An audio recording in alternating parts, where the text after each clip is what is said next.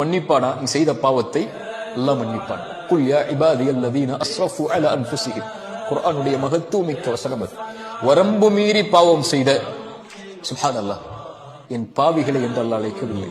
வரம்பு மீறி பாவம் செய்த என் அடியார்களே, லா தக்னது மிர் ரஹ்மத்தில்லாஹ், அல்லாஹ்வுடைய அருளில் ஒருபோதும் நம்பிக்கை இழந்து விடாதீர்கள். உங்கள் தந்தை விரட்டி விடுவார், தாய் விரட்டி விடுவார், உங்கள் கணவன் விரட்டி விடுவார், உங்கள் மனைவி விரட்டி விடுவார்கள், உன் எஜமானன் விரட்டி விடுவான்.